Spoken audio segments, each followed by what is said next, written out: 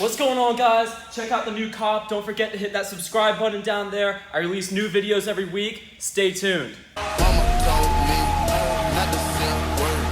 17.5, same color t-shirt. Mama told me not to say a word. 17.5, same color t-shirt. Mama told me not to say a word. 17.5, same color t-shirt. What's going on, guys? I just copped a really cool bike. You can see it back there. I got it in Sarasota. Now I'm driving back. I'm in the black Jeep. I was gonna take the blue Jeep, but my trailer hitch was not in it, and I drove to the shop, and I was just like, I might as well just take this thing. It's more comfortable to ride. I feel like it does a little bit better on the highway just because it's not as big, and I don't know, it's a lot quieter in here. You can see, like, you can actually hear me. If I was in the blue Jeep, it wouldn't be. And I can't drive the truck until my new wheel comes in. So I'm just kind of driving Jeeps until then. I'm about to go to downtown Fort Myers.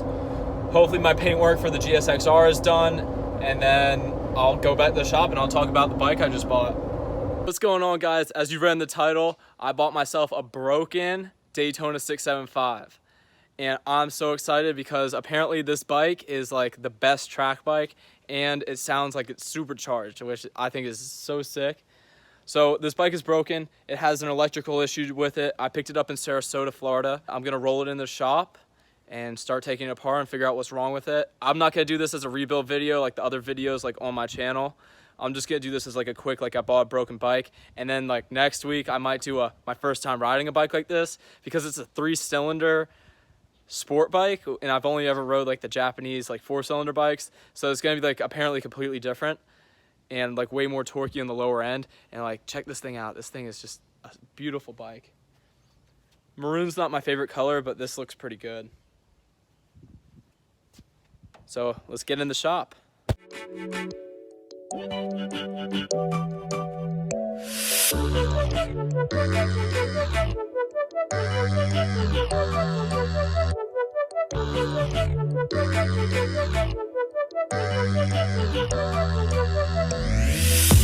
I got it in here on the stands, and for the few of you guys that keep up to date on like my bikes and DM me with questions on the gram about my bikes, I got this K6 GSXR. There'll be a video for that. That bike will be done by Friday, and then right here is the real build at that R1.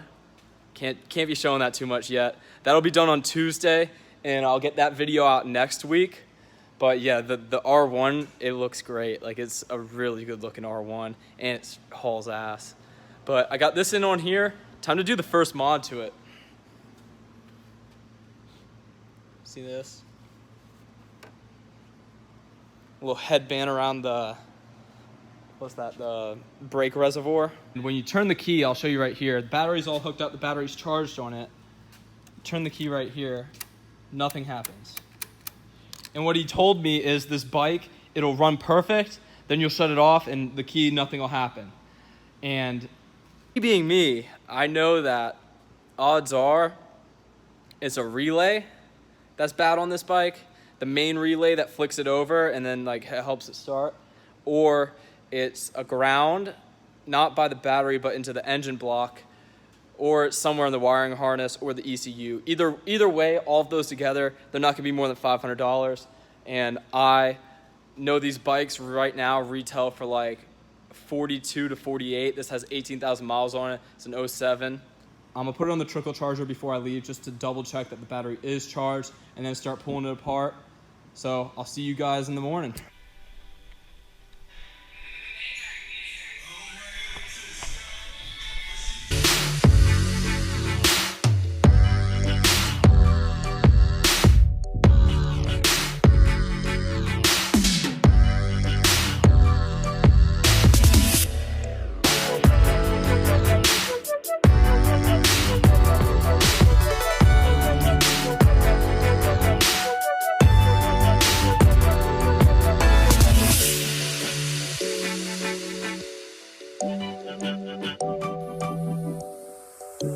We got good news. So I've been working on this thing for maybe like, I don't know, 20 minutes. So my first thing I did was go to the main relay right here. and I checked the fuse, and the fuse is blown on it. And I put the new one in, and look at what's happening. So I can turn this on, and the headlights come on. So we're making some progress on this. Update number 2, this piece right here wasn't connected. I don't know. Triumph, like, you know, they haven't made bikes for too long, so like this looks like something not professional, but maybe it is. But that made everything just turn on. And it cranks. I need my second hand, but it cranks right now. I need to put the tank on, and if this thing starts, like, I'm definitely gonna go rip this thing real quick. Yes! Started right up. But there's one thing. It has a check engine light on it.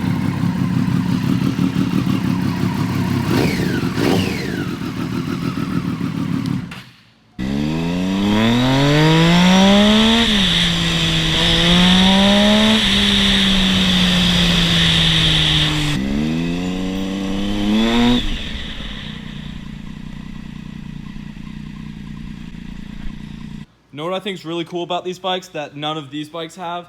It actually has like an OB2 port to plug your scanner into.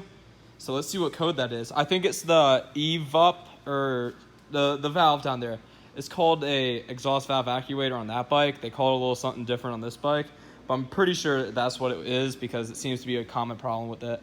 I think it's like a 1008 something code. Just rode it around.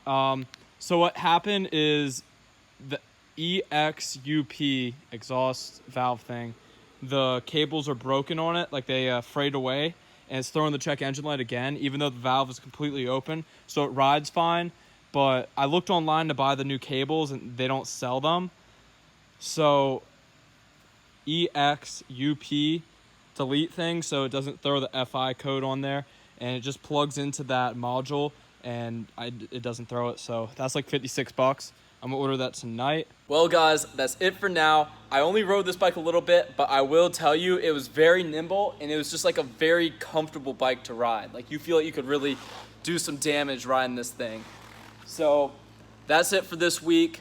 I'm uploading a video on Sunday about my R1 build, and then sometime this week I'll be uploading another video about me rebuilding a GSX-R 600. So stay tuned, hit that subscribe button, and check this thing out.